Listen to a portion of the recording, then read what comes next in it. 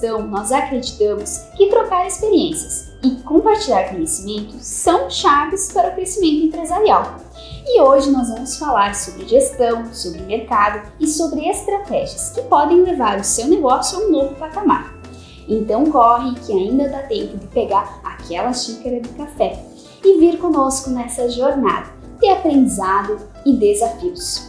E hoje nós convidamos o CEO da Bilge Serviços Inteligentes e diretor contábil da NR Conexões, o Thiago Felisberto. Seja muito bem-vindo, Thiago, ao Café e Gestão. Obrigado, É muito bom estar participando aqui, contar um pouquinho da minha trajetória dentro do provedor, e também como tudo aconteceu, É muito legal porque, assim, eu vim de uma multinacional, trabalhava numa multinacional de software também, e não sabia nada de provedor de internet e tal, e aí a NR aconteceu. Foi muito engraçado porque eu já tinha a Bilge, A Bilge prestava serviço de consultoria de sistemas contábeis, E a NR contratou o sistema que a Bilge trabalhava. E aí a minha empresa foi sorteada para fazer a implantação, E eu tinha alguns funcionários da Bilge que faziam a implantação desse software. E aí quando foi para fazer a implantação, aconteceu N problemas nessa implantação. Aí veio um e-mail da Inglaterra solicitando que eu, Thiago, fosse fazer a implantação desse software, porque houveram várias complicações na implantação. E aí eu acabei conhecendo o pessoal da NR, Primeiro foi a Roseli, que hoje é a diretora financeira da NR, e depois o José Luiz, que é o CEO do grupo NR. Isso foi em 2017, finalzinho de 2017, E aí eu comecei a prestar consultoria de sistemas contábeis, E alguma coisinha de business para eles, mas tudo voltado na parte do sistema contábil. E aí no finalzinho de 2018 eles fizeram a proposta para eu continuar sendo consultor deles, então eu passei a ser consultor deles, para a parte contábil. Eu fiquei uns 8 meses como consultor, e aí José Luiz me fez o convite para virar contador, responsável contábil da empresa. E aí, comecei de pandemia, aí eu aceitei essa proposta, esse desafio, Gente, eu não conhecia nada de provedor, nada, o que era SCM, SVA, nada, conhecia, tive que estudar, Tem até uma piada interna que a gente fala quanto foi que a NR teve que investir na minha educação, no meu conhecimento para eu conseguir aprender e desenvolver um bom trabalho lá dentro, E aí depois que eu aceitei, aí eu fiquei 6 meses como contador, e aí o José Luiz fez a proposta para eu virar diretor contábil, do grupo todo. A NR o grupo NR, ele tá bem verticalizado, Então a gente trabalha com provedor de internet, tem construção civil, tem fábrica de bloco, tem locadora de carro, tem um monte de mercado que a gente explora, Mas tudo ao redor do provedor. E aí a gente começou um trabalho, a duras penas lá, porque tudo novo, fizemos alguns erros, tivemos bastantes acertos, E hoje, o Grupo NR aqui no interior de São Paulo ele é bem consolidado, Hoje a gente está 30 mil clientes na base, já com 164 funcionários, muita gente, E aí a ideia é aumentar, bater em 50 mil, A nossa meta agora é bater em 50 mil clientes. E com uma estrutura bem corporativa, Quando eu entrei na NR, é uma empresa familiar, Da diretoria eu sou o único que não é parente, Então já tem essa questão. E aí a gente tem que mudar algumas culturas, mudar algumas filosofias, E é muito complicado, porque assim, eu vim numa multinacional, E graças a Deus, a Roseli, que é a diretora financeira, que é irmã de José Luiz, também veio de uma multinacional. Então, a gente trata o negócio como negócio, Ao contrário do José Luiz, que trata como filho. Então, tem essa questão de gestão que, assim, fica muito delicado, porque assim, às vezes ele tem que falar não e não consegue, Às vezes ele tem que podar algumas coisas e não consegue. Então, com essa gestão já um pouquinho mais madura, a gente conseguiu colocar algumas regras, E conseguir adequar a gestão do provedor, O provedor é uma empresa que paga seus impostos, tem seus funcionários e foi feita para dar lucro.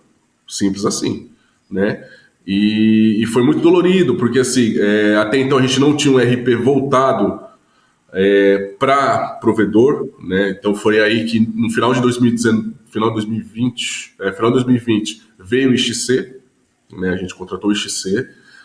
Foi uma implantação conturbada, porque literalmente a gente trocou o pneu com o carro andando, né? Então foi final de ano, mas tinha que migrar, porque a gente estava com um monte de déficit, tanto na parte contábil quanto na parte operacional, né? Relatórios que a gente não tinha, informações que estavam muito atrasadas para chegar, né?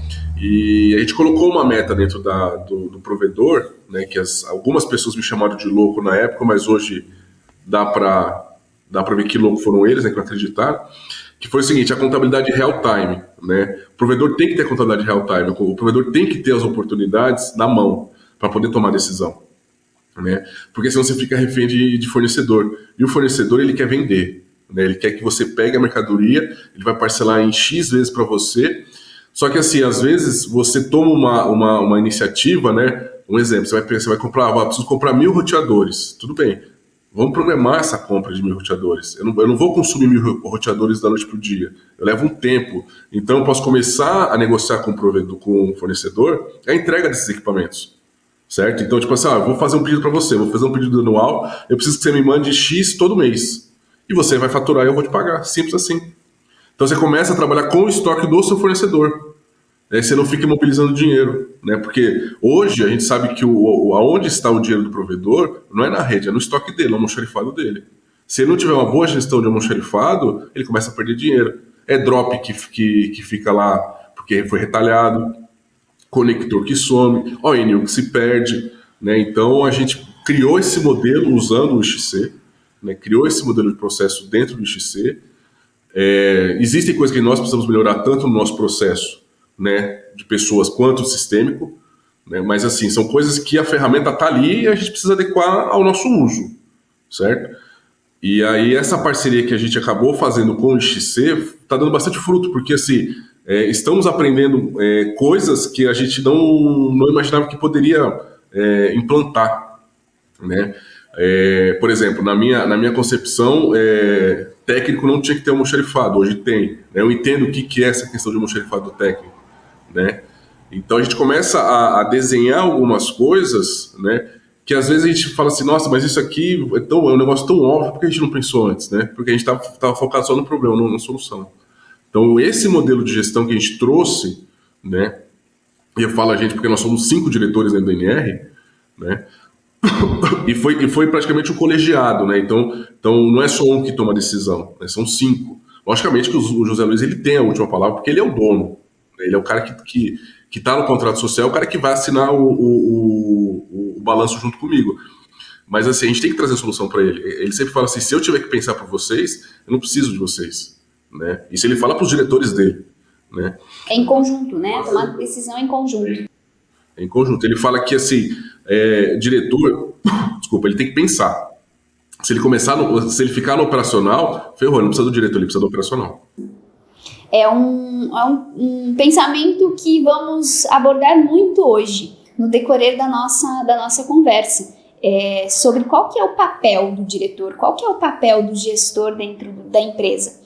É um assunto que rende aí muito e que não sei qual a tua percepção, mas na minha visão, hoje os empresários têm muita dificuldade de entender qual que é o papel deles de fato dentro da empresa e acabam perdendo tempo com coisas que não deveriam, né?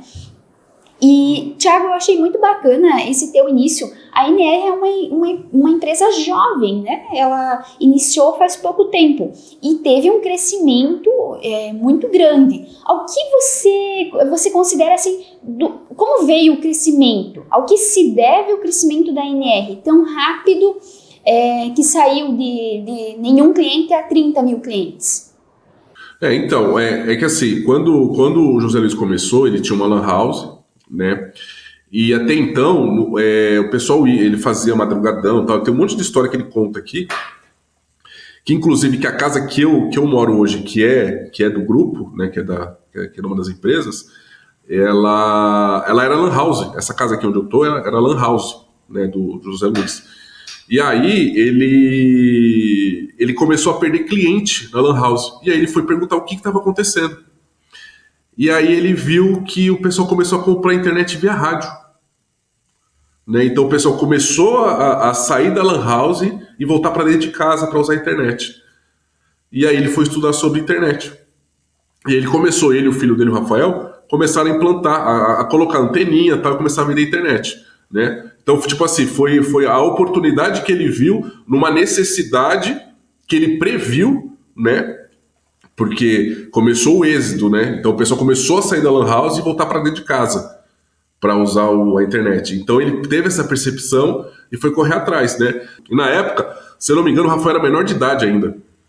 E ele gastou uma grana com o Rafael para estudar. O Rafael hoje é o nosso CTO, né? Para investir, para aprender o que era rede. Então ele já gostava de informática, então ele foi estudar sobre isso, né? E aí depois que estava tudo pronto, quando eu entrei na NR, a NR estava perto dos 10 mil clientes, né? E aí o boom veio na pandemia, né? Porque o que acontece? A gente não tinha, para vocês terem uma ideia, a gente não tinha assinatura digital, a gente não tinha um e-commerce, né? Era tudo venda a balcão, e venda a balcão mesmo, muito pouco PAP, PDV, né? Veio a pandemia, né? Aí ficou aquela história. Internet é ou não é serviço essencial, né? Tivemos brigas homéricas com o pessoal da vigilância sanitária, com o nosso jurídico, né? Porque assim, aí quando veio sancionado que sim, internet é serviço essencial, aí a gente conseguiu decolar. Mas a gente não fechou as portas, né? A gente fechou o nosso atendimento balcão e fomos, da noite para o dia, obrigados a criar a venda online, assinatura digital, né? Com uma implantação de sistema, né, porque foi em 2019, a pandemia foi em 2020, né? Então tivemos que trocar o sistema nesse decorrer também, e aí a gente teve que aprender a trabalhar com o digital, porque a gente não trabalhava com o digital, né? A maioria dos provedores antes da pandemia não trabalhava com o digital, começou a trabalhar com o digital porque se viu na obrigação de ter que vender plano de internet sem o cliente vir na loja. Foi um monte de mudanças, uma atrás da outra. Sistema, pandemia. E como você acha que a cultura da empresa influenciou nesse desempenho da empresa nesse momento de tantas mudanças? Ao que se deve? É a cultura forte? Como foi isso? Então, na verdade, a cultura foi uma barreira muito grande, né? Porque a NR é conhecida aqui na região pelo atendimento, né? Pela praticidade, né? Então o cliente vinha, já saía com data, hora para fazer a instalação, navegava, o serviço era entregue normalmente, né? E aí chegou assim, tá, como o cliente vai assinar o contrato? Tá, mas e aí? Mas a assinatura digital é válida ou não é? Foi bem naquela época, porque assim, tudo aconteceu na pandemia para poder atender uma necessidade do mercado, né? Então até então a assinatura digital ela era questionável, né? Começou a pandemia, não, vamos criar algumas regras, algumas leis para assinatura digital. Então a assinatura digital tem alguns processos que você precisa cumprir para ela ser válida juridicamente. Tivemos que fazer isso, né? Tivemos que adequar os técnicos para poder entrar na casa do cliente com pandemia, né? Então usar touquinha, protetor de bota e tal. Então, usar máscara, né? Então teve todo um investimento, né? E numa reeducação, né? A parte cultural, né? O cerne da empresa, não mudou muito, né? A questão foi a forma o canal que foi usado para o cliente continuar nosso cliente e a gente conseguir clientes novos, né? Que aí foi a parte online. Foi uma evolução, né? Hoje a gente sabe que a venda a balcão ela é ínfima perto do online e perto do PAP, né? Que pós-pandemia o PAP ele continua forte, né? Não tem jeito, o PAP ele é forte em qualquer provedor, a gente sabe disso, né? Que é um canal que traz muita venda, mas assim, a gente teve que começar a acreditar no intangível, que é o eletrônico, né? O contrato físico você pega, o contrato digital você não pega, você só olha, né? Eu quero aproveitar que você puxou do PAP. E nesse momento que não era possível fazer o PAP, vocês começaram a investir em tráfego pago, redes sociais. Como foi esse processo? Teve ou não? Ou vocês não fizeram nem o PAP e nem o digital? Como foi essa migração? Então, é que assim, no nosso caso, a gente é meio que fora da curva, né? A galera que estava no balcão teve que virar online, né? Então, porque assim, não tinha porta aberta, né? Então todo mundo teve que ir pro WhatsApp, começar a aprender a vender pelo WhatsApp, por telefone.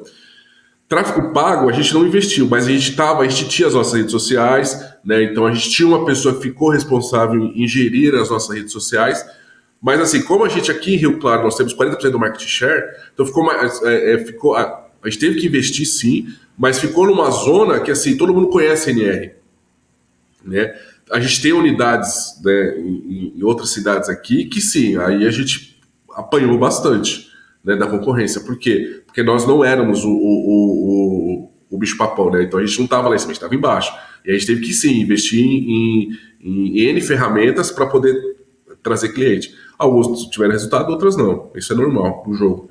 Mas assim, em Rio Claro, que realmente é o que detém 80% da nossa operação hoje, agora, esse ano, né, que a gente começou a investir mais pesado, né, a gente trouxe até um head comercial, né, uma pessoa que toma conta disso, para a gente investir mais pesado em tráfego pago, né, um time mais agressivo para venda.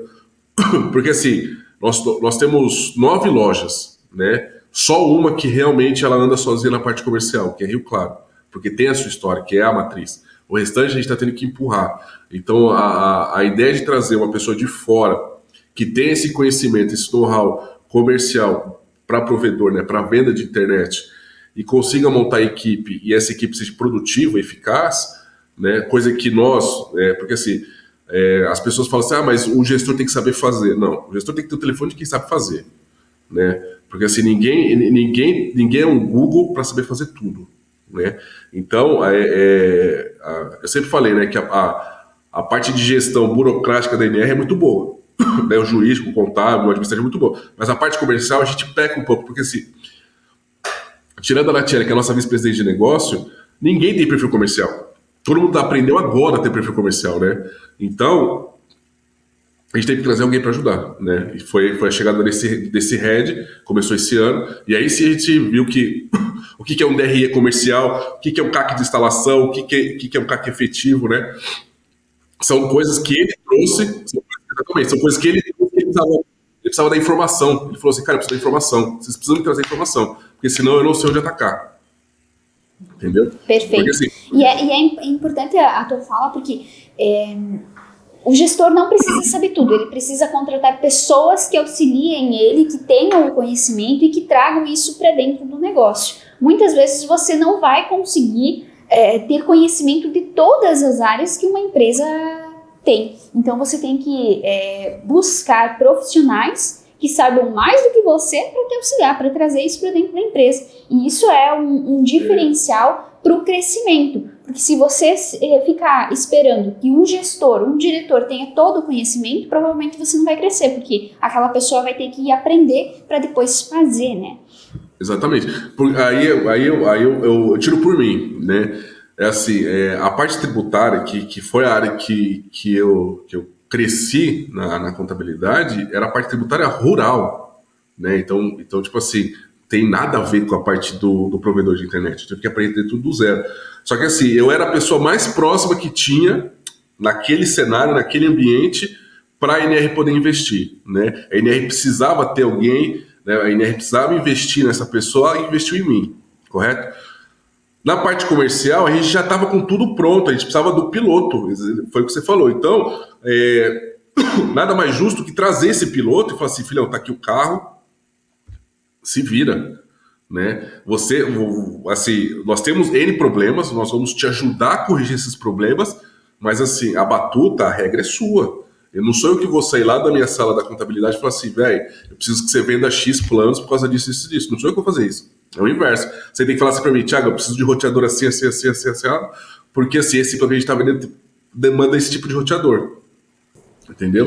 E então, você acredita... Oi? Você acredita, Thiago, você tem muito contato com empresários da área. Sim. De provedores. Você acredita que essa questão comercial, esse problema comercial que vocês hoje enfrentam, que vocês chegaram ao ponto de, não, precisamos trazer uma pessoa com experiência para mudar a nossa realidade, para tornar todo o processo mais, vamos dizer assim, profissional. Uhum. Você acredita que os provedores vivem essa realidade hoje também? Que esse seria um ponto fraco em conjunto dos provedores de internet? É assim, porque assim, hoje você não encontra no mercado disponível head comercial, gerente comercial, supervisor comercial de provedor com experiência. Você não encontra. Você tem que chegar e literalmente pescar a pessoa que já está trabalhando, né? E aí o que acontece? Quando você vai no mercado e não encontra, aí você tem que realmente caçar alguém, você inflaciona o salário desse cara, né? Então esse cara ele começa a ser mais caro. Só que assim, aí você precisa pesar o que é despesa e o que é custo, né? Se o cara trouxer resultado, o cara é custo, é investimento lindo, maravilhoso. Se o cara não pagar essa conta, o cara é despesa, aí você tem um prejuízo, certo? Hoje com os provedores que eu conheço e que as outras empresas que eu tenho atendem, é uma necessidade sim, né? Eu tenho empresa que investiu muito pesado em comercial e assim, vende muito, só que a parte burocrática dele, a parte de gestão, de processo, gestão contábil, gestão financeira é caótica, né? Você fala assim, cara, você vende muito, mas você não sabe nem onde começa e onde termina o seu custo, sua despesa, né? Então, é muito reflexo da diretoria, né? Provedores que a diretoria é mais administrativa, eles são extremamente organizados, é incrível, só que a parte comercial peca, a parte comercial é fraca. E provedores que são estritamente comerciais, que vendem até geladeira no Polo Norte, a parte burocrática, ela peca também. Então, tem os dois cenários, né? E, infelizmente... E tem mais um. E eu vou dizer que tem mais um. O que é técnico. Ah, sim, é verdade. É verdade. Tem o cara que veio... a gente tem alguns clientes também, inclusive na contabilidade, que o cara era ex-técnico, né? E o cara montou... O cara manja tudo de backbone, o cara sabe instalar, tal, sei o que, aí você vai olhar tanto a parte comercial quanto a parte administrativa do cara, realmente é um cara, realmente tem mais esse terceiro sujeito. E aí o que acontece, Jéssica? É muito complicado, porque o provedor ele se vê na necessidade de querer investir. Só que assim, aí vem aquela história, eu invisto primeiro na rede ou no profissional? Né? Eu invisto primeiro no profissional ou no escritório? Eu invisto primeiro no time de venda ou no meu head comercial, no profissional de comercial, né? Porque assim, montar equipe é obrigação do RH. O RH tem que trazer os nomes, os perfis, desenhar tudo bonitinho e tal, não sei o quê. Tá, mas quem vai direcionar essa equipe? Você vai tirar um diretor que custa muito caro para fazer PAP? Primeiro que vai jogar dinheiro fora. Segundo que o cara não tem perfil para isso. Vai durar um mês, no segundo mês o cara vai pedir as contas, né? Ou vai desmotivar o time, porque não vai trazer resultado. E vendedor gosta de dinheiro, né? A gente precisa falar que o vendedor gosta de dinheiro. Então, o comissionamento tem que ser bom. E como é que você vai gerir isso se você não é da área, né? Se você me colocar uma equipe comercial hoje para fazer um PAP, eu não sei o que fazer, né? Eu tenho que copiar de alguém. Eu falo assim, filho, me ensina aqui porque eu não sei fazer isso. Tenho vontade de ir para o comercial? Tenho, porque eu acho que assim, tudo é válido, você tem que aprender. Mas hoje, para um gestor saber aonde é o lugar dele, o quadrado dele, ele precisa se conhecer. E hoje eu falo com todas as letras. A área comercial de um provedor, ela é muito dinâmica. É um cara que, tipo assim, o cara ele precisa pensar um mês na frente, 2 meses na frente. Porque a concorrência está aí, a concorrência é desleal, ela é muito desleal, para ser um português bem correto, né? E eles não querem saber, né? Eles querem vender. E nós estamos passando, o ramo de provedor está passando por uma mudança significativa nos últimos anos, porque lá atrás ninguém tinha internet. Então foi aquela mudança de todo mundo querer internet, instalar. Hoje já não. É difícil os locais que ainda não tem. Então já não é mais aquela... Você não entra mais numa cidade sozinho para desbravar, para iniciar. Hoje já tem empresas consolidadas, já tem empresas fortes no lugar.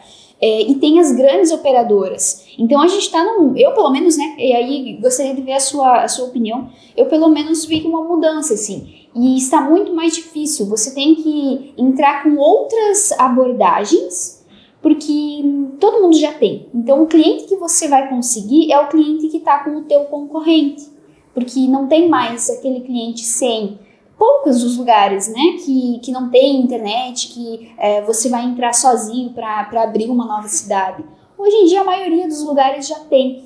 E é um cenário diferente. Então, as gestões, as diretorias precisam agir de uma outra forma. O comercial do provedor mudou. Você concorda comigo que o comercial do provedor de 5 anos atrás já não é a mesma coisa de hoje?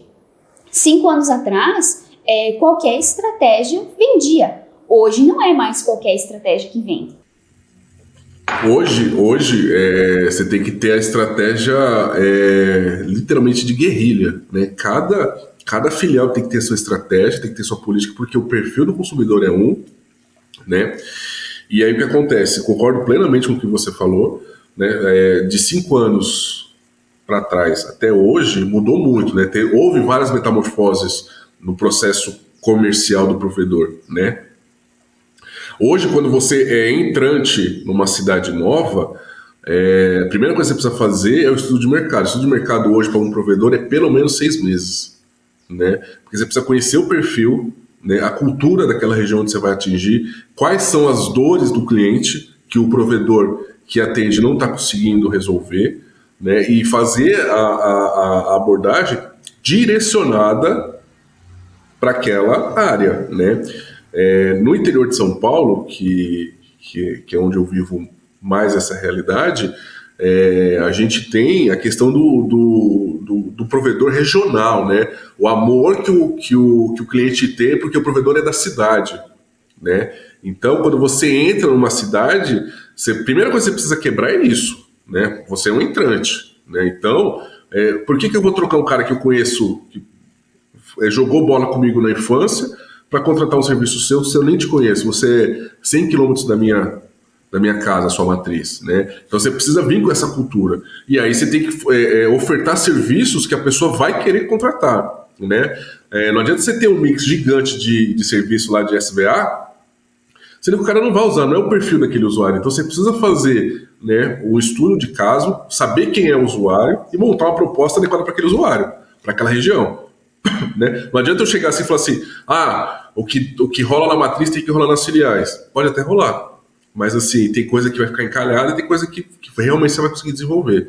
Então, o estudo de mercado, hoje, para o provedor, ele é fundamental, porque assim, tudo é caro, né? Para você montar hoje um backbone e cobrir uma cidade, é muito caro, né? A gente está falando aí de algumas centenas de milhares de reais.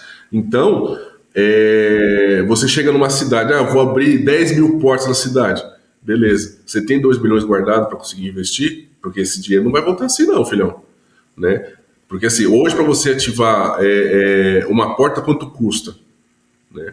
Custa X. Você tem certeza que custa X? Porque assim, você já fez a sua lição de casa e viu a quantidade de serviços que você vai ter que agregar para conseguir atingir esse cliente?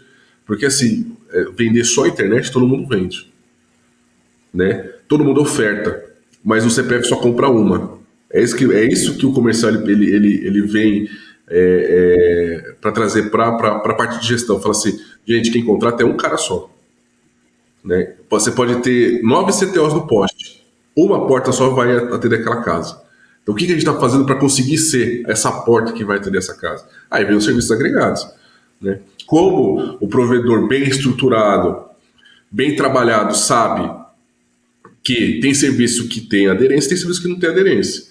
Né? A gente tem uma operação que em um lugar a gente tem cupom de desconto, que a gente sabe que roda, e tem outras unidades que não tem cupom de desconto porque não roda. Então não adianta oferecer aquilo lá, porque não vai rodar. Né? Então a gente põe outra coisa no lugar. Então a parte comercial, né, o head comercial, ele é muito mais, ele está muito mais voltado, né, para auxiliar a direção em tomada de decisão, né, trazer números coerentes, que a gente possa falar assim, não, vamos investir nisso e investir naquilo. Porque assim, o investimento hoje no provedor não é barato, né? E não é nem questão monetária, é questão de tempo. Tudo que você vai fazer dentro de um provedor demanda tempo, treinamento, né? Então, vamos hoje começar a vender esse stream de vídeos. Beleza, como vai ser a implantação, como o cliente vai sair ativado, como a gente vai ofertar isso pelo marketing, como a gente vai ofertar isso pelo comercial. Então, tipo assim, não, esse SVA funciona, tal, não sei o quê, blá, blá, blá. Mas, não, filho, não é assim que funciona, não. Primeiro a gente vai fazer um beta, vamos testar essa ferramenta, vamos ver aonde vai dar aderência e aí sim vamos implantar. Porque assim, a partir do momento que você assina um contrato com um prestador de serviço, ele quer receber. Ele vai querer receber. Se você vendeu ou não, é problema seu. Ele vai querer receber. Você compra X cotas lá e ele vai emitir a nota e você vai ter que pagar. Só que assim, aí sim vem a corresponsabilidade. Porque se o comercial falar para mim assim, não, essa ferramenta aqui, esse serviço não vende, não sou eu que vou autorizar a compra dessa ferramenta. Por quê? Porque eu compro algo que não vai ser vendável, eu vou ter que pagar. Né? E aí eu vou colocar onde essa despesa? Em qual centro de custo? Porque o comercial falou que não queria. Vou colocar no meu centro de custo, mas eu não vendo. Entendeu? Então, essa abordagem dentro das cidades novas, ela é muito importante. Antes de pregar a primeira BAP, a primeira CTO, tem o estudo de causa, né? Então, tipo assim, faça um plano de negócio para entrar. Caso contrário, vai perder dinheiro. Hoje, a maioria dos provedores de internet que a gente vê, não sei a tua realidade, mas os que eu vejo, eles contratam esses SVAs e colocam para o cliente sem nem o cliente saber, muitas vezes. Ou sem, de fato, o cliente usar. E isso é um problema, porque não está sabendo aproveitar, não está transformando aquele SVA em um benefício que vai ajudar a vender. E você acha que hoje faltam SVAs que sejam atrativos no mercado para entregar para o cliente? Não, na verdade existem esses SVAs, só que eles são caros, né? Que são os SVAs premium, né? Que tem alguns fornecedores que tem aí, né? Que são streams de vídeos, né? De filmes, que são mais caros, né? Canais de televisão que são mais caros, né? Músicas que são mais caras, né? E aí o que acontece? É um mercado que essa indústria viu que dá muito dinheiro, né? Por quê? Porque usa o subterfúgio da parte tributária, né? Que, você vai ter uma redução tributária, então você pode me pagar mais. Não, peraí. Uma coisa é ter redução tributária, outra coisa é ter despesa maior, né? São coisas que as pessoas precisam começar a mensurar. Fala assim, não, mas eu vou fazer uma pergunta. Eu quero fazer uma pergunta. Vou te colocar aqui na berlinda. Como saber o que é caro e o que vai te gerar benefícios? Como escolher? Pois se eu não estou vendendo, será que aquele SVA mais valorizado, que vai ser mais caro, é realmente caro ou é um investimento para me vender mais? Como que eu sei isso? Que decisão tomar? Vai lá, conta para nós, Thiago. Como você decide? Primeiro a gente precisa definir o que é custo e o que é despesa, né? Custo é aquilo que eu consigo mensurar e colocar na minha operação. Despesa é aquilo que eu não consigo mensurar e eu não consigo colocar na minha operação. Beleza? Então, tipo assim, vamos pegar um provedor que já está no lucro real, que é onde compensa ter um SVA, Simples Nacional não compensa, né? No Simples Nacional, eu estava até tendo uma discussão ontem com um cliente. Simples Nacional, o SVA vem para agregar marca, certo? Então, tipo assim, se você vai revender o SVA para o cliente no Simples Nacional é uma coisa. Para você ter algum benefício tributário, não existe. No Simples Nacional não existe isso, tá? Agora vamos para o nosso cenário que é lucro real. Lucro real, aí você precisa mensurar qual que vai ser a sua abordagem, se você vai empacotar isso num combo ou se você vai vender à la carte, tá? Vendendo à la carte, aí é uma revenda, aí você faz o planilha de custo sobre aquele produto. Se você empacotar num combo, não. Aí você precisa ver qual é a margem tributária que você vai querer reduzir, que você pode reduzir a preço de mercado, e aí você vai aplicar. Eu consigo reduzir R$1 da minha carga tributária num plano de R$100. Então tá, então isso significa o quê? Que com esse VA eu consegui reduzir 1% da minha carga tributária. 1% da carga tributária num provedor de 10 mil clientes é muita coisa. Entendeu? Então é essa conta que você precisa fazer. Primeira coisa que você precisa entender é o que é custo e o que é despesa. Certo? SVA para Simples Nacional é despesa, não é custo. Por quê? Porque não tem benefício nenhum tributário. É só parte comercial. Lindo, maravilhoso. No lucro real, você precisa saber se você vai revender Você faz o plano de custo daquele produto, você põe a sua margem, revende para o cliente paga e você repassa para o seu fornecedor. Se você vai empacotar, aí sim. Aí você precisa saber qual vai ser a margem que você vai querer colocar e qual é a sua meta tributária para redução. Entendeu? Perfeito, esclarecido. Ficou muito... Agora, para mim, pelo menos, não sei para quem está assistindo, mas para mim ficou bem claro como fazer a conta. Agora ficou fácil. Ficou fácil, né? Eu um espero que os outros dos contadores não me xinguem depois, né? Porque a gente fala que ficou fácil, o dono do provedor vai ligar para a contabilidade. O cara falou que é fácil, se vira aí, faz para mim. Então, eu assisti lá no Café e Gestão que dá para fazer, agora eu quero fazer. Exatamente. E o contador lá que vai ter que correr atrás. Mas é isso aí, a gente precisa desafiar também os nossos contadores a buscar formas diferentes de reduzir o imposto. Não é errado, não é custoso ir para o lucro real, é sinal que o lucro presumido, você está crescendo. As empresas têm muito medo dessa mudança, mas é sinal que você cresceu, que você já não é mais tão pequeno. Então ela é uma mudança importante e as pessoas precisam começar a conscientizar e cobrar do contador que traga, que apresente soluções para reduzir a carga tributária, se manter no mercado, conseguir crescer, ter lucro, fazendo tudo certinho dentro da legalidade. Isso é um fator importante hoje dentro do nosso cenário de telecom. Sim. Pegando esse gancho que você falou, eu ministro algumas palestras, né? E aí esse ano lá em Olinda, na Expo ISP, eu ministrei a palestra da contabilidade, né? O título era Contabilidade Nua e Crua, né? São quatro tópicos que eu falei de SM, SVA, de estoque e de pessoal, né? Que são os 4 pilares do provedor. E aí eu encerro a palestra fazendo a seguinte pergunta: de quem que é a culpa do contador não conseguir fazer o trabalho dele corretamente? A culpa é do provedor, porque o provedor, ele acha, né, porque eu não sei quem foi o abençoado que colocou na cabeça do empresário que sonegar é mais fácil do que declarar. Sonegar é muito difícil, gente, é complicadíssimo, porque assim, são muitas coisas que você precisa fazer para esconder. E aí se você declara, é tudo lindo maravilhoso. Ah, mas eu não tenho condição de pagar. Então tem uma coisa errada. Se você não tem condição de pagar, você está fazendo sua planilha de custo errada, né? As pessoas falam assim, mas a carga tributária quebra a gente. Não, quem quebra é má gestão. Vamos morrer a conversa. Mas se você não tem condições de manter a operação, para, porque assim, eu nunca vi CNPJ ser preso. Você já viu, Jéssica, CNPJ ser preso? Não. Quem é preso é CPF. Tá? Sonegar é crime, dever não. Né? Então, isso dá cadeia sim, sonegar da cadeia, as pessoas brincam de ser empresários, né? A gente pega alguns casos, né, na parte de consultoria ou na parte de contabilidade que são horríveis de escutar, imagina de fazer, né? Então, quando as pessoas falam assim para mim, Thiago, tem como dar jeitinho? Não tem como dar jeitinho. Se você trabalhar certinho e seguir o passo a passo e explicar para o seu contador como funciona a sua operação, o seu contador está dentro da sua operação, você pode ter certeza que o cara que vai te dar dinheiro não é o seu comercial, é a sua contabilidade. Tá? Quem vai conseguir fazer as reduções é a sua contabilidade. Quem vai trazer as soluções tributárias é a sua contabilidade. Não é o comercial, porque o comercial ele pode vender 1000 ativações por mês. Se você tiver uma contabilidade furada, né, 1000 instalações por mês e você não Simples Nacional, uma hora isso vai quebrar e não tem conserto. Não tem conserto. Tá? Então, são esse tipo, mas eu vou pagar mais imposto. Não, você não vai pagar mais imposto, você vai pagar o imposto correto. Porque assim, você sonegando, você está pagando... estou pagando menos imposto. Não, você não está pagando menos imposto, você está pagando imposto referente àquilo que você está falando que você está recebendo. Só que você recebe 10 vezes mais, então o seu imposto vai ser 10, uma continha básica, né? 10 vezes mais. Então, é isso que as pessoas precisam entender, são de provedor, porque assim, querendo ou não, o provedor ele vende recorrência, ele vende uma assinatura.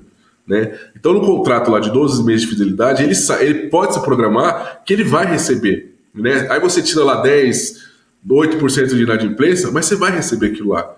Então, se você pegar 10% de inadimplência, você vai receber praticamente 10 meses e 2 meses você não vai receber. Então, você pode contar com esse dinheiro 10 meses. Então, se você pode contar com esse dinheiro 10 meses, porque você já não faz sua planilha de tributos em cima dessa grana que você tem. Entendeu? Pega o pacotão inteiro e rateia ele. Então, tipo assim, o que é receita? Lá no DRE mesmo. Receita, dedução da receita, custo e despesa. Você vai ter sua margem embaixo. Esse é o seu dinheiro, né? Não é aquele dinheiro que você, vou receber em dinheiro, vou deixar no cofre, e aí para qualquer coisa eu uso aqui. Não, esquece, isso aí não existe. Isso aí hoje, né, com a tecnologia que a gente tem, é complicado, né?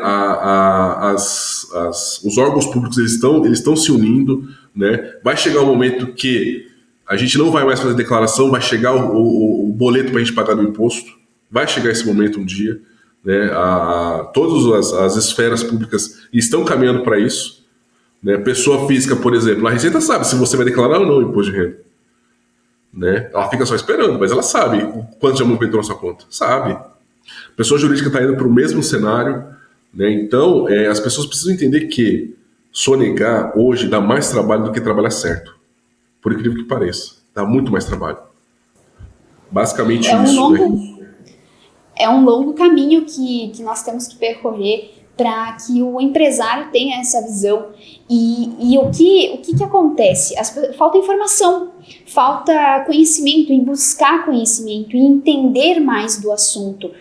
Quando você fala assim que não é que você vai falir porque você está pagando imposto, você vai falir porque você não está fazendo uma gestão eficiente, você não está fazendo lá o feijão e arroz certinho.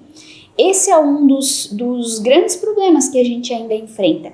E aí eu gostaria de te perguntar que estratégias ou que indicadores, que métricas você poderia nos dar de dicas para os empresários que estão nos assistindo acompanhar.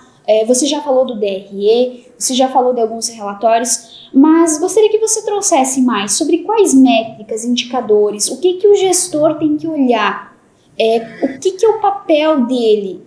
Será que o papel do gestor é lá puxar a fibra, cuidar da parte técnica ou é fazer a gestão? E o que seria essa gestão? O que olhar?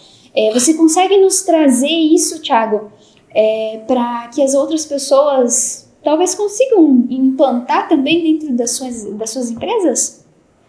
Então, vamos lá. Primeira coisa é você ter um RP, né? Hoje a gente usa o XC, tem uma gama gigantesca de relatório lá dentro, né? Então, dá até para montar relatório agora. Então, a ferramenta está lá, você tem que aprender a usar. Para começo de conversa, você paga aquilo lá, né? Então aprenda a usar aquilo lá.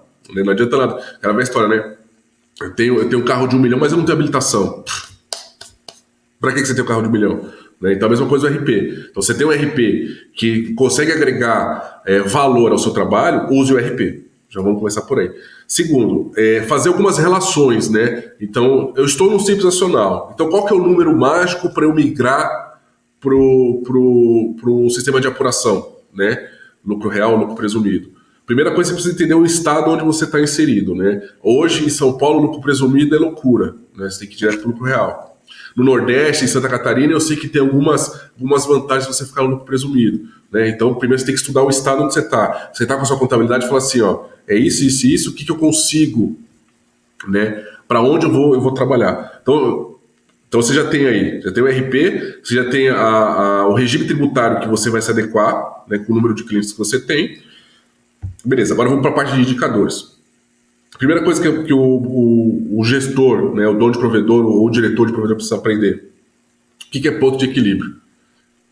Qual é o número que eu preciso ter para eu conseguir manter minha operação estável?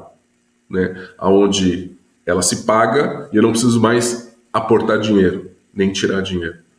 Segunda coisa, o dono, principalmente o dono de provedor pequeno, o caixa do provedor não é a sua carteira. Né? Princípio da identidade, CPF paga a conta do CPF, CNPJ paga a conta do CNPJ. Certo? Dito isso, agora vamos realmente para os indicadores. Então, qual que é a relação de assinante versus funcionário? Você precisa saber essa conta. Qual que é a margem que você vai trabalhar? Ah, mas a minha rede dá muito reparo. Então tá, então o problema não está no reparo, está na sua instalação. De repente está até no seu backbone. Você precisa ter essa conta. Quanto custa manter a minha folha de pagamento e quantos clientes eu preciso ter na base para manter minha folha de pagamento? Tá? Parte tributária você já decidiu lá que foi o segundo passo. Qual o regime tributário que eu estou, certo? Ah, eu fui para o lucro real. O lucro real que é o que mais dá vantagem na questão do SVA. Quais são os SVAs? Aonde eu vou colocar o SVA?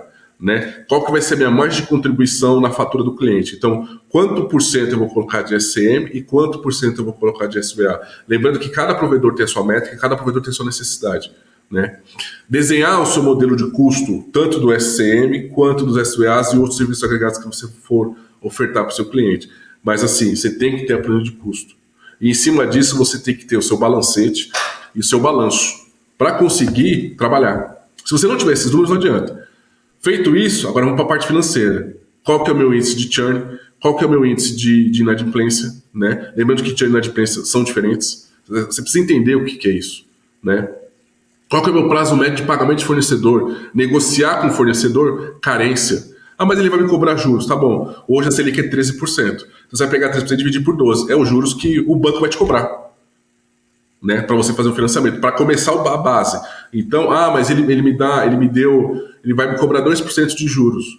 Tá, mas quanto vale o seu dinheiro e quanto vale o dinheiro do fornecedor? Você vai estar trabalhando com o dinheiro do fornecedor, né? Fazer investimento coerente, né? Eu vou abrir uma cidade nova. Você fez o plano de negócio? Qual vai ser a taxa de retorno? Né? Que aí começa lá os ROI, payback e tal. Mas antes de a gente começar a falar disso, vamos fazer lição de casa. Aonde você está hoje? Se paga? Está dando lucro? Tá. Então, estoura, né, que a gente fala, explode essa conta de custo e vê se realmente está tendo lucro ou você está trabalhando com dinheiro futuro. Porque o grande problema do empresário é que ele trabalha com dinheiro futuro. Trabalhar com dinheiro futuro, o dinheiro não é seu ainda, porque o cliente não te pagou.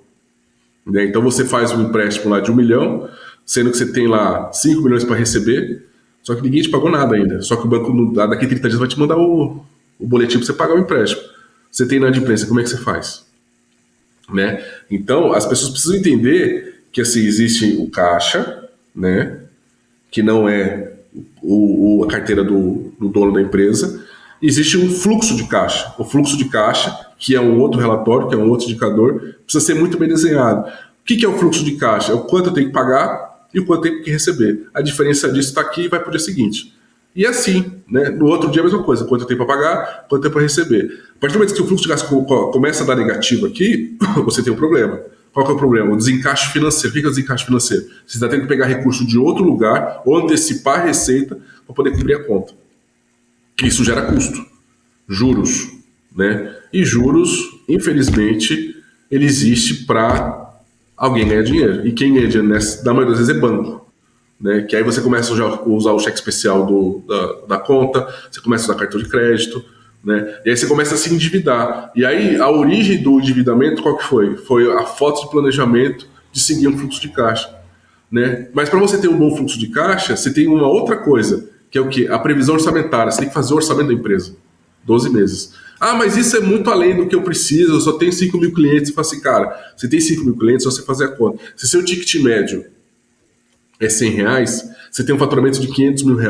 No decorrer do ano são 6 milhões. Você não é pequeno. Você não é pequeno. Né? 6 milhões você já estourou o simples, ó.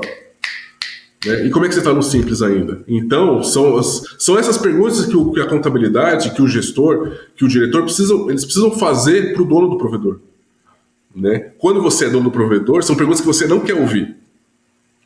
Entendeu? Porque assim, você não quer mentir. Então, se a pessoa não faz a pergunta certa, você não precisa mentir. Você omite. Né? Mas aí a pessoa fala assim, tá, só responde para mim.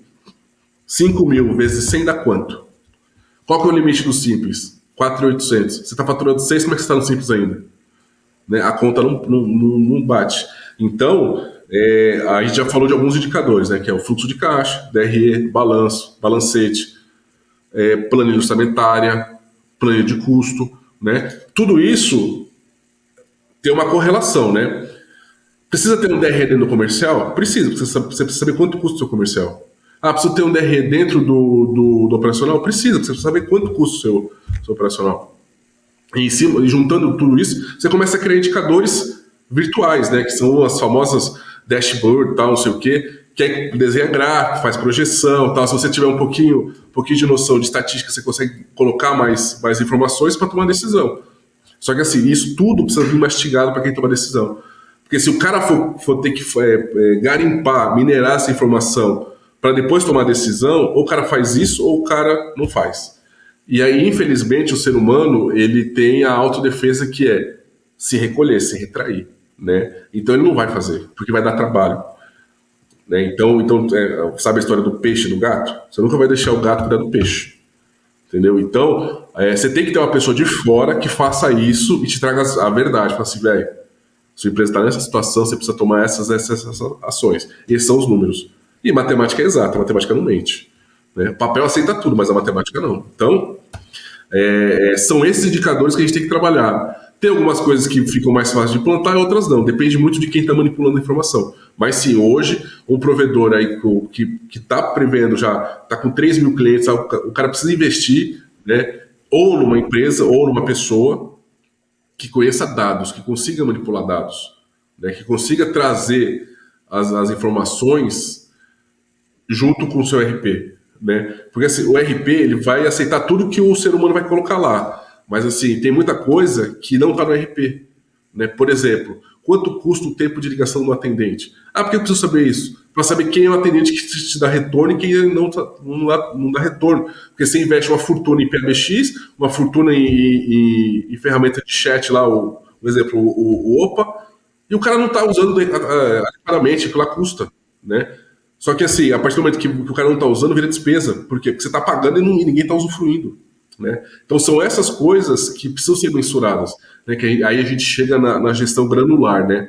Quanto custa o grão de areia dentro da minha empresa? Custa X. Morreu a conversa. Então você sabe que cada prego, cada BAP, cada parafuso que for colocado na sua rede vai custar isso. E morreu a conversa. E aí você consegue prever o seu crescimento. Ah, eu quero crescer 30%. Tá, você tem uma margem de 30% de lucro? Não, então como é que você vai crescer 30%, meu filho? Explica para mim. Não tem como, é impossível. Né? Você vai pegar dinheiro de fora, né? Então você está financiando o seu crescimento. Né? Ele não está sendo um crescimento sadio. Por quê? Porque você está financiando, então alguém está pagando os juros desse dinheiro. Né? E quem está pagando os juros é você, é o provedor.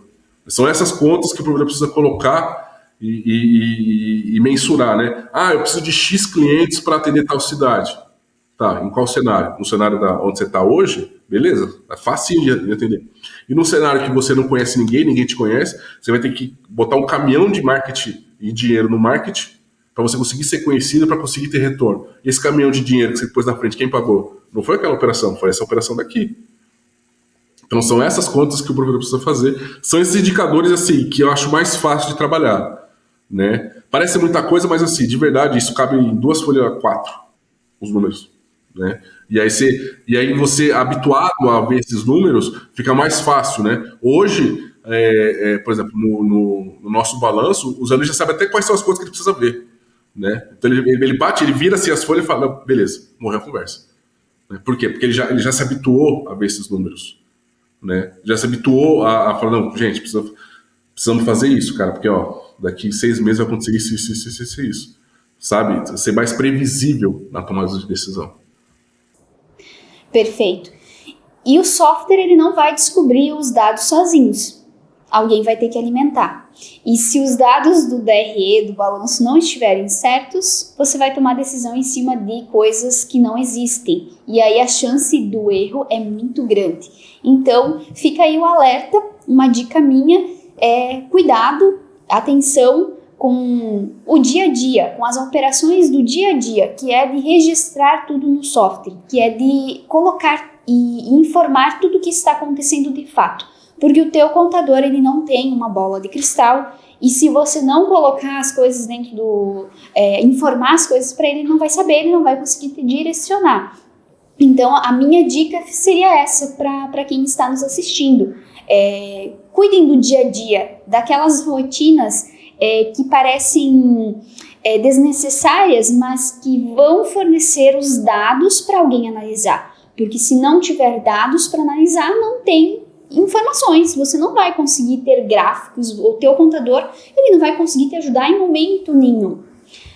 A jornada empreendedora ela é um constante processo de evolução. Como empresários, como gestores, a gente está o tempo todo aprendendo. E é importante que nesse processo nós nos permitamos, a gente se permita aprender, absorver. O Thiago deu uma aula aqui para nós de contabilidade, de custos, de despesas. E eu tenho certeza, eu aprendi com o Thiago aqui agora muita coisa. Isso que eu sou da área financeira. E eu tenho certeza que muitas pessoas vão conseguir tirar proveito, desde que se permitam ouvir, que se permitam conhecer mais da área. Porque não existe mudança se não houver conhecimento e se a gente não aprender com quem vive, né? E quem melhor que o Thiago, que vive isso na prática, que aplica isso lá dentro do provedor dele, que aplica isso em outras empresas que ele também gera. Então, muito obrigado, Thiago. Infelizmente, chegamos ao fim do nosso bate-papo. Ele foi muito proveitoso. Eu gostaria de agradecer porque a gente gerou muitos insights valiosos aqui. Tenho certeza que vai ficar um conteúdo bem bacana para quem estiver assistindo. E eu quero agradecer imensamente por ter aceitado o meu convite de estar aqui hoje falando sobre gestão de provedores de internet e nos dando essa aula, que foi muito bom, o conteúdo foi enriquecedor. Obrigado pelo convite, né? Você me convidou lá na Abrint, né? Eu fiquei muito feliz pelo convite. Eu acho que a gente tem que ajudar o próximo, né? Independente de ser concorrente ou não, porque eu acho que assim, nós somos os nossos próprios concorrentes, né? Então, se a gente faz a nossa lição de casa, a gente não precisa se preocupar com o vizinho, né? Ele mesmo já consegue resolver os problemas dele. E assim, uma coisa que eu sempre levei comigo, né, é que assim, a gente só consegue aprender quando a gente ensina, né? Então eu gosto muito de falar sobre o assunto, é um assunto que me chama muita atenção, né? Eu sou apaixonado pela área contábil, né? Quem me conhece sabe disso.